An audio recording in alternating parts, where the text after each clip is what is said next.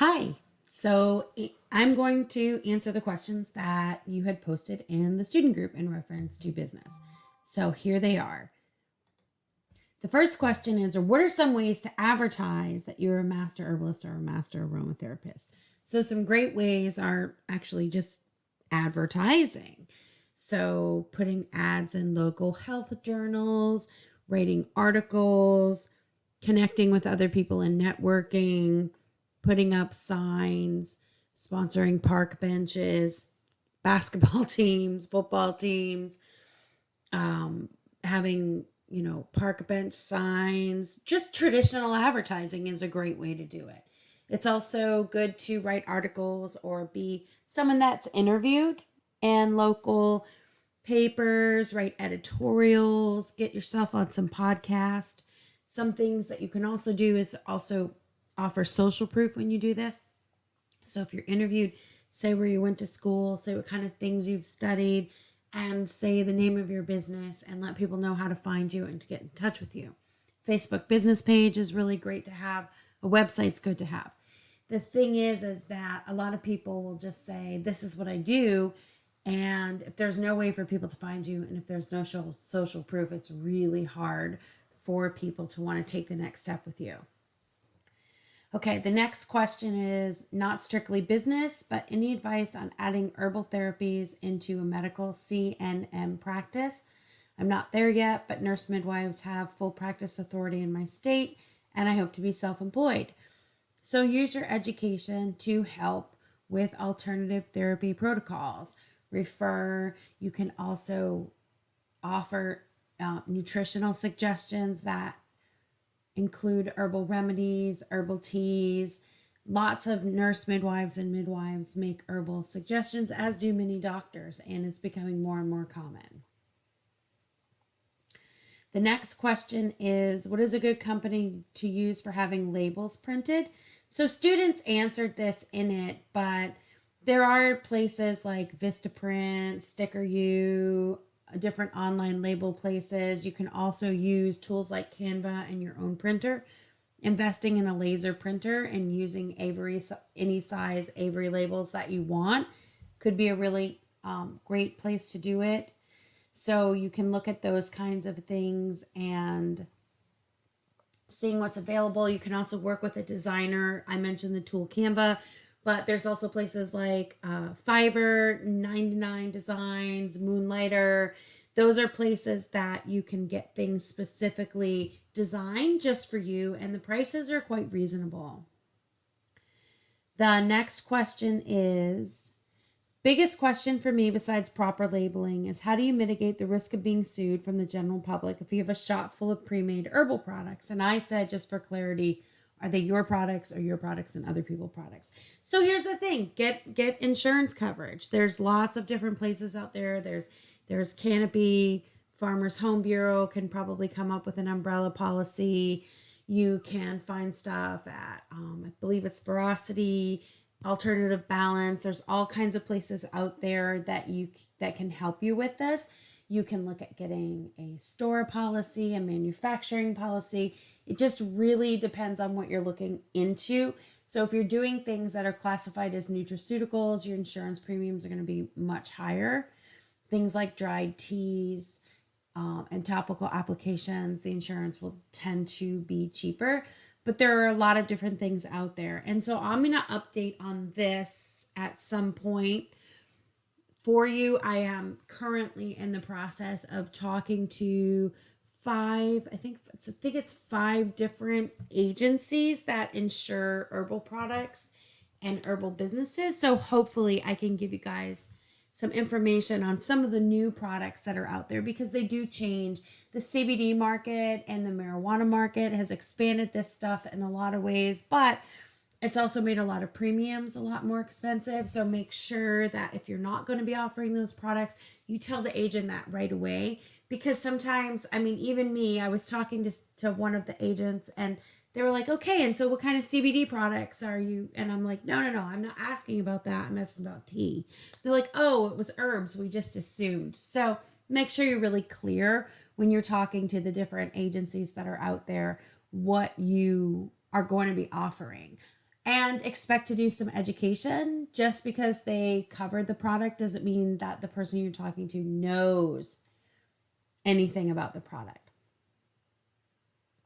So someone asked, besides the title of Master Herbalist, one certification is completed, their letters that become behind one's name. Yes, you could say that you're a clinical herbalist, a CH, or a Master Herbalist, MH.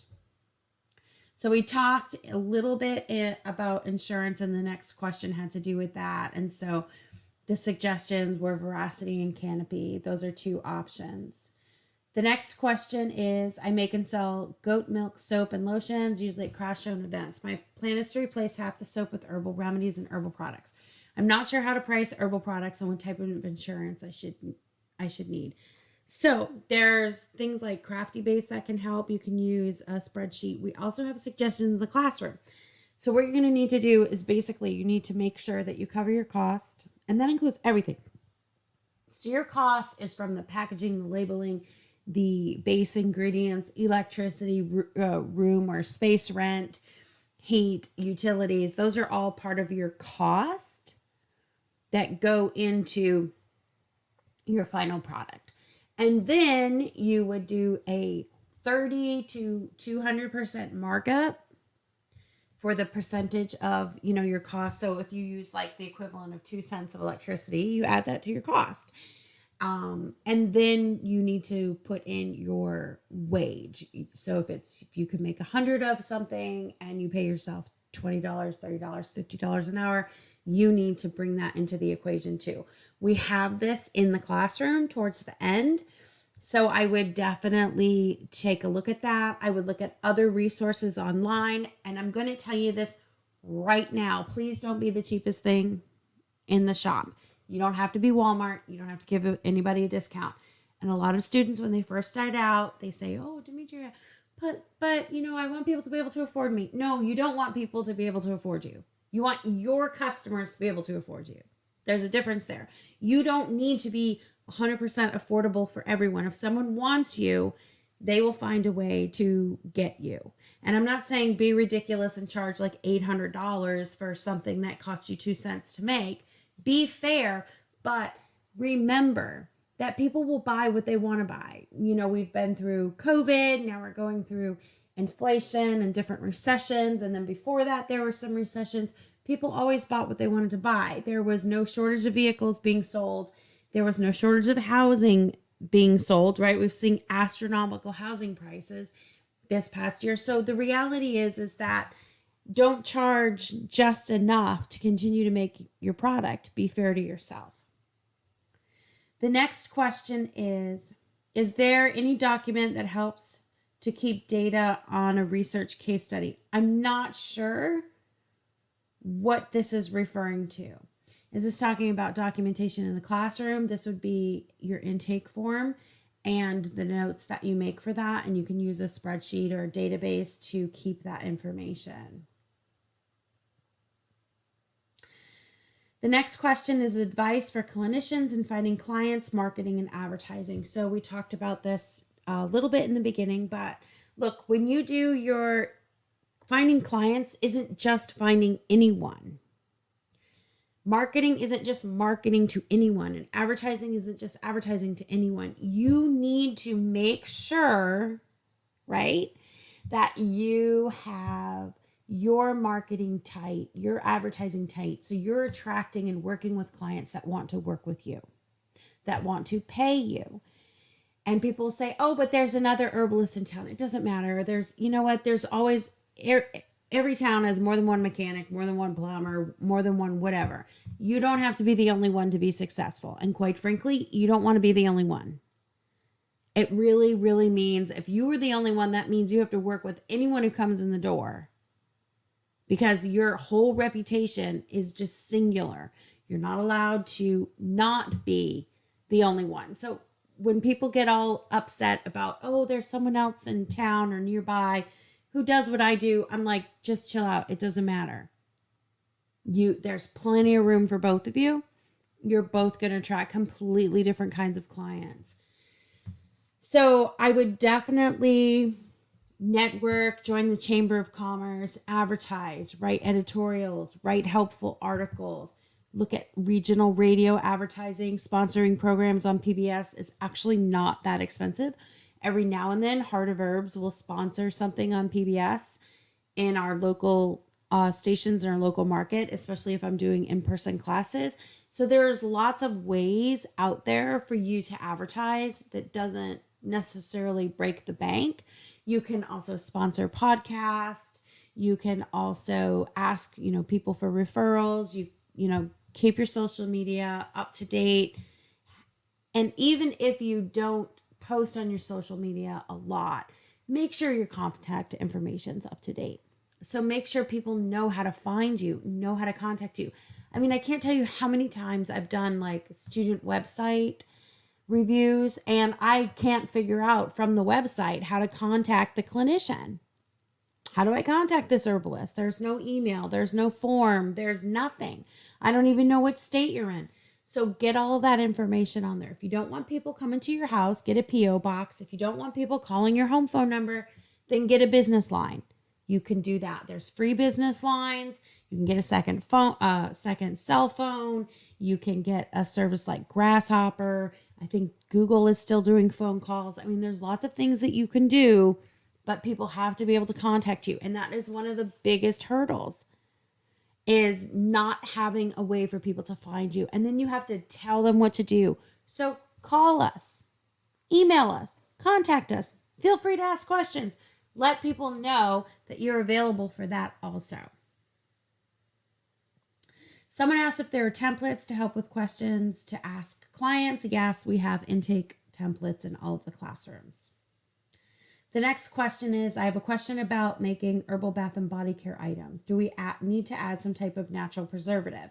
I would definitely preserve anything that someone is going to be putting on their skin that has water in it, especially.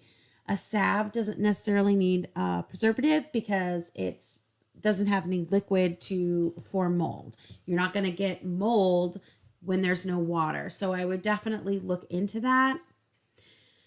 If you're selling stuff that people are going to be putting in their body, you wouldn't necessarily want a preservative, but you do need to have, you can have natural things. Tinctures are already preserved. They're in alcohol. Glycerin is already its own preservative. But if you are doing anything where you are adding more liquid or your percentages aren't high enough of the preserving item, you're going to want to definitely look into other things. Also, it's okay to put expiration dates on some products. Syrups don't last that long. So if you sell elderberry syrup, even if you have some alcohol in it to preserve it, they're not going to last all that long. So you really want to make sure that you are really clear and you give storage instructions. So if your item needs specific storage instructions, make sure they're on there. The next question is, I'm wanting to know if anyone is running or planning on starting an herbal business overseas as an American citizen. Obviously, each country has their own laws for setting it up, and I'm curious how this is going for people. So here's the thing. You need to work with your regional country and the canton, state, county, district. You're going to want to work with those. I would contact someone local, their equivalent of their Chamber of Commerce. Now, remember, if you're an American working overseas, you still have to pay United States taxes. So you're going to want to potentially talk to an accountant who specializes in this, and you're going to want to talk to someone regionally. Depending upon where you are, what the job is, and what their guidelines are for running a business, you may have to pay that country's taxes also in order, especially if they have a public health system or something like that, because you're going to want to be able to access those benefits. So I would definitely talk to regional business people. I would make sure that anyone that you talk to is an expert in that kind of business setup. I've run a business overseas. At one point, I was running a business in Switzerland, but the way that we were set up, most of our stuff was still legally done online in the United States. So it really depends on where you're at. Let me see if there's any other questions in this thread. Just some things to think about is to make sure that you always are really clear in your labeling, that you're really clear with your logo, and that you have all of your contact information on every product that you make and everything that you send out to people, so people know how to get in touch with you. If you have a regional market, you can look into advertising with this is the good old postcard advertising that everyone gets in the mail. Email marketing is not bad. A lot of people will say things like, oh, email's dead, but everybody checks their email on their toilet. That, according to a new study. So you can have 90 seconds to a few minutes of someone's undivided attention. They're not going anywhere. So you can definitely look at email blast and following the rules for sending out emails. So these were all of the questions that were in this thread. I hope it was helpful, and we will try to do this again in a few months so that way we can assist students in really, just getting their questions answered that have to maybe like go outside of the traditional herbal box. So another thing that I just want to like touch on is that, it's a great way to connect with your community, running an herbal business and selling in places like farmers markets and craft fairs. We have some suggestions in your classroom on how to set up your display. And so just really quickly, if you're thinking of doing a fall market, this is the time of year to start filling in the applications to be at those kind of markets, a fall market or a Christmas market. So if you want to participate in something like that, now is the time, especially the bigger ones, to get in on this. Make sure that your display is not flat, that you have multiple levels of stuff, that things go up and down and across so people can see you. Make sure your logo is really big. I often suggest just having a banner printed that's like almost the length of your table so people can really see who you are. And if it's the kind of setup or kind of craft fair setup where you have a backdrop where everyone's space is divided with solid walls, then definitely get something behind you too. You can get banners for anywhere between $30 and like $120. It's definitely worth it. You can roll them up. You can, clip them on. They don't have to be rigid. They don't have to be a real sign, but it's a great way for people to find you. Get your logo and your business name on some t-shirts, wear them around town, get magnets for your cars. Just really, you can do all of this it's not ridiculously expensive. So really say, okay, I'm going to spend, between $120 or $500 on marketing materials like magnets for the cars and t-shirts and tote bags and just the different things that can help people become aware of you. And you can use those kind of things, especially if you are seriously considering being at different markets. Now is the time to get your community used to seeing your name and your logo. So when they see you at a craft fair, they're like, I've seen that person around. Oh, I've bought their stuff before. And it's a good way to take it's about 5 months to really get people in your community used to you, especially if you're in a larger area. You can have, t-shirts on friends, family, and just, let people see you and they start to get used to you. So anyways, have a great day. I hope this was helpful and I will do this again soon. Thanks. Bye-bye.